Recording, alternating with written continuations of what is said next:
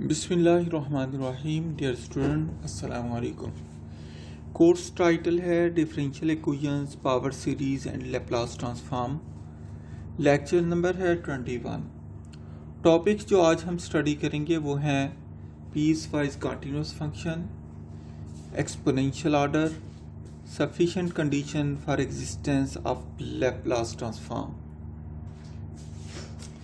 तो हम जो कल हम पढ़ रहे थे पीस वाइज कंटिन्यूस फंक्शन क्या होते हैं और एक्सपोनेंशियल ऑर्डर क्या होता है। सबसे पहले हम पीस वाइज कंटिन्यूस फंक्शन को रिवाइज कर लेते हैं। अब function f of t is said to be piecewise continuous on the interval 0 to infinity if in any interval 0 is less or equal to e less or equal to t less or equal to b. There are at most a finite number of points tk where k is equal to 1, 2, 3 up to so on n, where tk minus 1 is less than tk, at which f of t has finite discontinuities and is continuous on each open interval tk minus 1 is less than t less than tk। तो देखिए piece wise continuous function क्या होते हैं। हमने जैसे FSc में पढ़ा था कि f of x is equal to 2x plus 1 for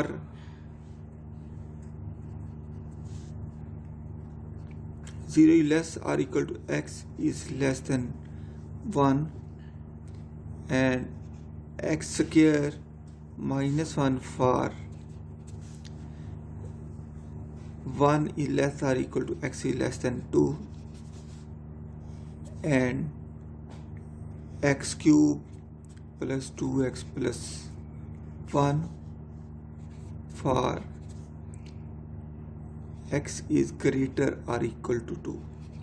ये ऐसे फंक्शन जो मुख्तलिफ डोमेन के लिए मुख्तलिफ पीसेस में डिफाइन हो, ऐसे function piecewise continuous function कहलाते हैं। ठीक है, तो यही बात मैं यहाँ पर कर रहा हूँ। पीस वाइज फंक्शन मैंने वहाँ पर आपको फंक्शन बना के बता दिया, यहाँ पर मैंने आपको कल फिगर बना के बता दिया था। ठीक है, मैंने कहा हमारे पास डिफरेंट पीस हैं और वो डिफरेंट इंटरवल के ऊपर डिफाइन है।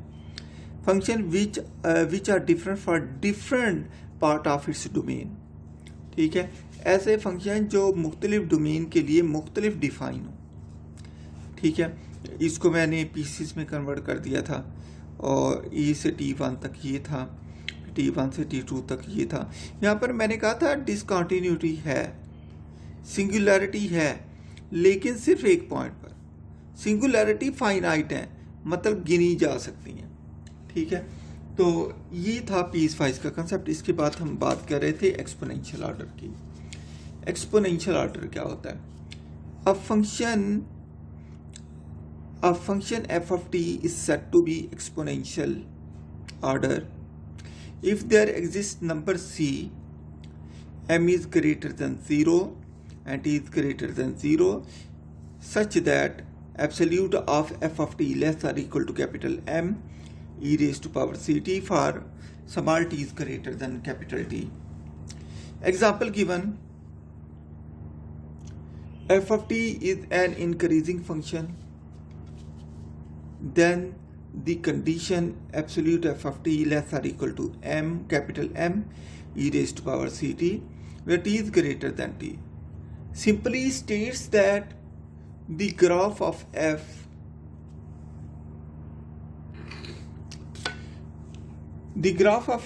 on the interval capital T to infinity does not grow faster than the graph of the exponential function m e raised to power ct।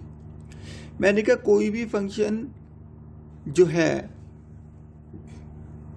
वो एक्सपोनेंशियल ऑर्डर का होगा अगर वो M e raise to power C t के graph से ज़्यादा grow ना करे, मतलब ज़्यादा फास्टली ग्रो ना करे। कहना क्या चाह रहा हूँ, देखिए यहाँ पर मैंने ये ग्राफ बनाया, ये मेरे पास है M e raise to power C t का ग्राफ बनाया, सी यहाँ पर मैंने पॉजिटिव लिया, ठीक है, ये सी टी का ग्राफ है। अब मैंने एक फंक्शन एफ ऑफ टी लिया, जर्नल फंक्शन की बात कर रहा हूँ, इसका ग्राफ बनाया। तो पहले तो ये ग्राफ यहाँ तक ऊपर रहा, फिर उसके बाद ये एक्सपोनेंशियल फंक्शन के नीचे जाना शुरू हो गया। अगर कोई भी फंक्शन अगर M e raise to power C t के ग्राफ से नीचे रहे तो वो एक्सपोनेंशियल ऑर्डर का होगा, लेकिन अगर वो ग्राफ नीचे ना रहे, ऊपर आ जाए, तो वो एक्सपोनेंशियल ऑर्डर का नहीं होगा। अब मैंने मुख्तलिफ यहाँ पर फंक्शन लूँगा, मुख्तलिफ फंक्शन लेकर उसका कंपैरिजन मैं इस ग्राफ के साथ करूँगा, M e raise to power C t के साथ। हम देखेंगे कि कौन सा एक्सपोनेंशियल ऑर्डर का है और कौन सा एक्सपोनेंशियल ऑर्डर का नहीं है। हम कहते हैं the function f of t is equal to t and f of t is equal to e raise to power minus t and f of t is equal to 2 cos t are all of exponential order for t is greater than 0। सबसे पहले मैं आपको ये बता दूं कि small T क्या होता है और कैपिटल टी क्या होता है। देखिए ये वो कैपिटल टी वो इंटरवल है, ये सारा है टी, ये सारा टी है।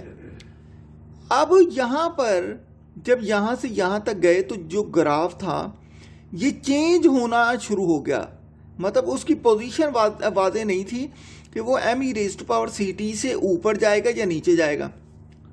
तो लिहाजा यहाँ से ग्राफ जहाँ पर दोनों इंटरसेक्ट करते हैं ये कैपिटल टी हो जाता है।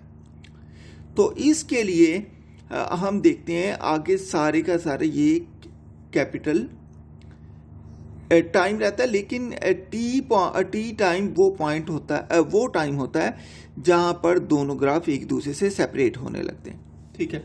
तो मैंने 3 फंक्शन लिए यहाँ पर, एक मेरे पास है टी फंक्शन, दूसरा E raise to power minus T और तीसरा फंक्शन है 2 cos टी का।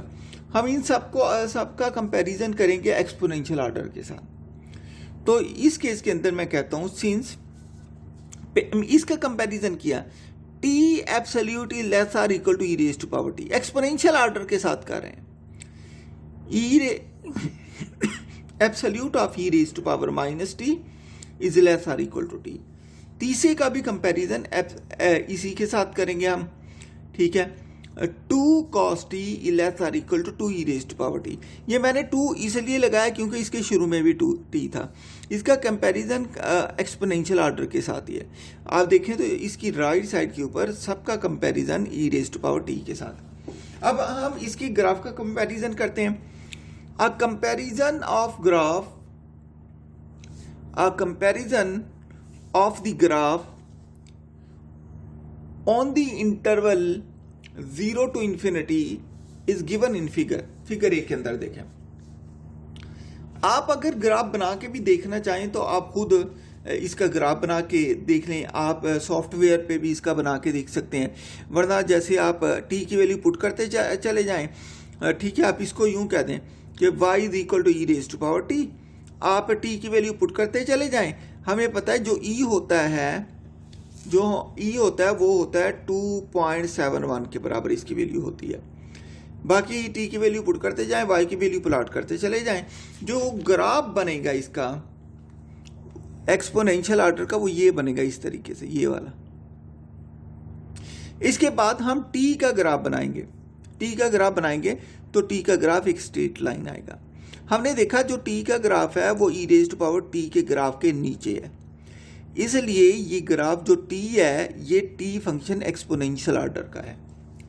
फिर यहाँ पर देखा ये मेरे पास ग्राफ जो है ये E raise to power t का ग्राफ है।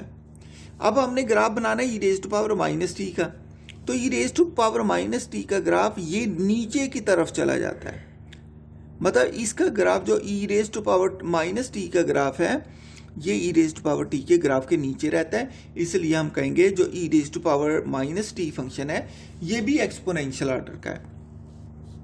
हम मजीद देखते हैं, ये एफ ऑफ टी है, ये टी है, ठीक है। तो अब यहां पर मैंने देखा ये 2 ई रेज़्ड टू पावर टी का ग्राफ ड्रा किया तो उसकी शक्ल तकरीबन वैसे ही बनती है, लेकिन वो थोड़ा सा आगे को शिफ्ट हो जाता है। इसमें बैंडिंग ज़्यादा है, इसमें बैंडिंग थोड़ी कम है, ठीक है। ये 2 ई रेज़्ड टू पावर टी का ग्राफ है जो कि राइट हैंड साइड पर है उसके। फिर मैंने जब 2 cos टी का ग्राफ ड्रा किया तो वो इस तरीके का बना। तो आप देखें 2 cos टी का ग्राफ जो है 2 ई रेज़्ड टू पावर टी के ग्राफ से नीचे रहता है, इसलिए ये ग्राफ जो है ये एक्सपोनेंशियल ऑर्डर का है। तो अब हम बात करते हैं वो कौन सा फंक्शन है जो एक्सपोनेंशियल ऑर्डर का नहीं होता। A function such as f of t is equal to e raised to power t square is not of exponential order as shown in figure। अब देखिए मैंने ग्राफ बनाया यहाँ से e raised to power t square का। पहले e raised to power ct का graph बना लें जनरली। तो e raised to power ct का ग्राफ जो आता है वो ये है, ये वाला है e raised to power ct का ग्राफ। जब मैं e raised to power t square का ग्राफ बनाता हूँ तो पहले तो ये साथ साथ चलते हैं, यहाँ पर जाकर वो अलग होना शुरू करता है और वो ज़्यादा फास्टली ऊपर की तरफ चला जाता है। तो क्योंकि अब e raised to power t square का graph e raised to power ct के ग्राफ से ऊपर चला गया, इसलिए जो function e raised to power t square है ये एक्सपोनेंशियल ऑर्डर का नहीं है। लिहाजा मैंने आपको 3 एग्जाम्पल तो ऐसे फंक्शन की दी जो एक्सपोनेंशियल ऑर्डर के थे, और एक एग्जाम्पल मैंने उस फंक्शन की दी जो कि एक्सपोनेंशियल ऑर्डर का नहीं है। मैं कहता हूँ the graph of E raised to power T square grows faster than any positive linear power of E. क्योंकि इसमें ई की पावर क्वाड्रेटिक हो गई तो मैंने कहा इसका ग्राफ जो होगा वो जल्दी ग्रो करेगा E raised to power T square का एज कंपेयर टू कि ई की पावर टी हो जाए, ठीक है, या E raised to power C T हो जाए, इससे ज़्यादा फास्टली ग्रो करेगा। For T is greater than C is greater than 0। यहाँ पर मैंने कहा है जो सी है वो लेस है टी से, और जो टी है वो सी से ग्रेटर है और 0 से भी ग्रेटर है। मतलब बताना ये चाह रहा हूँ सी पॉजिटिव है, टी भी पॉजिटिव है। A positive integral power of t is always the exponential order। मैंने कहा e की पॉजिटिव पावर जो होती है t की वो हमेशा एक्सपोनेंशियल ऑर्डर की होती है। Since for c is greater than 0, अब मैं t की पावर n की बात करूंगा, ये एक्सपोनेंशियल ऑर्डर की ही रहेगी, ठीक है। तो मैंने कहा t raised to power n का एब्सोल्यूट है, इसे एक्सपोनेंशियल ऑर्डर में लिख सकते हैं m e raised to power ct। आप t की पावर कुछ भी ले लें, उसका ग्राफ ड्रा करें तो उसका ग्राफ जो होता है m e raised to power ct के ग्राफ से नीचे रहता है। अब मैंने यहाँ पर क्या किया, क्योंकि e raised to power ct भी पॉजिटिव है, ऊपर मैं बता चुका हूँ c भी ग्रेटर दैन 0 और t भी ग्रेटर दैन 0 है, तो इसका मतलब ये दूसरी तरफ जाकर डिवाइड हो जाएगा, और एब्सोल्यूट मैंने सबका ले लिया, ये m रह गया। For T is greater then capital T, यहाँ पर टी जो है कैपिटल टी से ग्रेटर होगा, ठीक है जी। तो मैंने कहा it is equivalent to showing that limit t approaching to infinity t raised to power n e raised to power ct is finite. हमने कहा जब हम इसको कैलकुलेट करके देखते हैं तो ये फाइनाइट है, ये क्या है जी, फाइनाइट है। For n is equal to 1 2 3 n की जो भी वैल्यू ले लें ये फाइनाइट रहता है, मतलब इसकी लिमिट एग्जिस्ट कर जाएगी। अच्छा, अब ये किस तरीके से एग्जिस्ट करेगी? एल हॉस्पिटल रूल हम कैलकुलस के अंदर देखते हैं। एल हॉस्पिटल रूल ये होता है कि अगर आप इन्फिनिटी पुट करें, टी इन्फिनिटी पुट करें, आंसर अनडिफाइंड आ रहा हो तो एक डेरिवेटिव ऊपर ले लें, एक नीचे ले लें, फिर लिमिट पुट करके देखें, फिर इनफाइनाइट आ रहा हो तो फिर एक और डेरिवेटिव ऊपर लें, एक और डेरिवेटिव नीचे लें, यहाँ तक कि हमें उसकी कोई ना कोई लिमिट मिल जाती है। अगर टी की पावर n है तो इसके ऊपर n डेरिवेटिव लेने पड़ेंगे और नीचे भी n डेरिवेटिव लेने पड़ेंगे, तो हमारे पास जो होगी इसकी लिमिट आ जाएगी। तो मैंने कहा the result followed by n application of L hospital rule, ठीक है। इससे हम इसकी लिमिट हम फाइंड कर सकते हैं n time del hospital rule apply करने से। नेक्स्ट देखते हैं G sufficient condition for existence of Laplace transform. Theorem है ये, इसकी स्टेटमेंट है let F of T be piecewise continuous on the interval 0 to infinity and of exponential order for t is greater than capital T, then Laplace of f of t exists for s is greater than c। ठीक है, तो इसका proof है हम मतलब वही बात है, वो कहता है कि ये सफिशिएंट कंडीशन ये है कि फंक्शन जब भी हमने लैप्लास ट्रांसफॉर्मेशन लेनी हो एफ ऑफ टी की तो फंक्शन पीस वाइज कंटिन्यूस होना चाहिए, सेमी इनफाइनाइट डोमेन होनी चाहिए और फंक्शन एक्सपोनेंशियल ऑर्डर का होना चाहिए। ये चीज़ हमने प्रूव कर दी। तो मैंने कहा क्योंकि यहाँ एफ ऑफ टी की बात की है तो मैंने यहाँ पर लैप्लास जो दिया वो एफ ऑफ टी का लिया, that is equal to 0 to infinity e raised power. मुझे पता है इसकी डेफिनेशन के तहत जो कि लैप्लास ट्रांसफॉर्मेशन की डेफिनेशन है ये क्या आ जाएगा, लैप्लास अप्लाई करेंगे तो इंटीग्रल 0 to infinity आ जाएगी, e raised power minus S T F of T D T हो जाएगा। अब हम इस लिमिट को ब्रेक करते हैं। हम जानते हैं कैलकुलस के रूल के मुताबिक कि अगर हमारे पास लिमिट ए से सी तक हो, इंटीग्रल हो इसका F of x into D x का, तो हम इसको ब्रेक करके लिख सकते हैं। हम इसे कह सकते हैं ए से बी, मतलब दरमियान में जो नंबर आता है उससे प्लस यहाँ ख़त्म किया वहीं से हमने स्टार्ट किया b to c into f of x into d a, मतलब हम किसी भी इंटीग्रल को ब्रेक करके लिख सकते हैं। तो इसी हमारे पास integral A to C F of T D X F of X D X है, तो हम इसके इंटीग्रल को दो इंटीग्रल में ब्रेक कर सकते हैं, A to B F of X D X plus B to C F of X D X हो जाएगा। तो अब हम इसको देखते हैं। तो मैंने इसको ब्रेक किया, मैंने इसे 0 to t किया, E raised to power minus S T F of T D T, plus मैंने इसे t से इन्फिनिटी में ब्रेक किया, E raised to power minus S T F of T D T. मैंने इस पहले इंटरवल को I1 कह दिया, दूसरे इंटरवल को I2 कह दिया। मैंने इन दोनों को कैलकुलेट करना है कि ये एग्जिस्ट करते हैं कि नहीं करते। ठीक है, मैंने इनको नाम दे दिया है, पहला I1 है, दूसरा I2 है। The integral I1 exists because it can be written as a sum of integral over intervals for which e raised to power minus st f of t is continuous। Now मैंने कहा जब हम 0 से t की बात करते हैं तो इस इंटरवल को हम मजीद भी इंटरवल में ब्रेक करके लिख सकते हैं। लिहाजा ये इंटीग्रल 0 to t तक, क्योंकि ये दोनों फाइनाइट नंबर हैं तो ये इंटीग्रल तो एग्जिस्ट कर जाएगा। इसलिए अब हम बात करते हैं उसकी जिसमें इन्फिनिटी है, जिसमें शक है कि पता नहीं वो एग्जिस्ट करता है कि नहीं करता। तो उसके लिए हमने I2 का एब्सोल्यूट ले लिया। ये दूसरा हमने इंटरवल लिया, जब हमने दूसरा इंटरवल लिया तो इसको I2 का, तो हमने कहा I2 absolute e less or equal to absolute integral t to infinity absolute e raised to power minus S T F of T D t. अब एब्सोल्यूट की डेफिनेशन ये होती है कि जब ये एब्सोल्यूट किसी इंटीग्रल के अंदर आ जाए तो एक कांस्टेंट मल्टीप्लाई हो जाता है, एब्सोल्यूट खत्म हो जाता है, E raised to power minus S T और ये एफ ऑफ टी की जगह सी टी आ जाता है। मैं आपको कहना ये चाह रहा हूँ, मैं आपको जो कहना चाह रहा हूँ, मैं ये कहना चाह रहा हूँ, अगर हमारे पास कोई भी इंटरवल आ जाए इस तरीके से कि इंटरवल t टू इन्फिनिटी आ जाए और मेरे पास फंक्शन आ जाए F of T into D T का, तो कैलकुलस के रूल के मुताबिक हम इसे इस तरीके से लिख सकते हैं कि हम इसे लिख सकते हैं लेस आर इक्वल टू, यहाँ पर एक m आ जाएगा, ठीक है, इंटीग्रल वही t टू इन्फिनिटी रहेगा, ठीक है, और ये f ऑफ t की जगह यहाँ पर मैं e raised to power C t लिख दूंगा इंटू डी टी, मतलब वही एक्सपोनेंशियल के आर्डर में एफ ऑफ टी की जो हमने डेफिनेशन इस्तेमाल की थी वही, मतलब जब एब्सोल्यूट आ जाए, एब्सोल्यूट खत्म होकर कांस्टेंट नंबर आ जाएगा जो कि पॉजिटिव होगा, और integral t to infinity limit वही रहेगी और एफ ऑफ टी रिप्लेस हो जाएगा E raised to power C T D T से।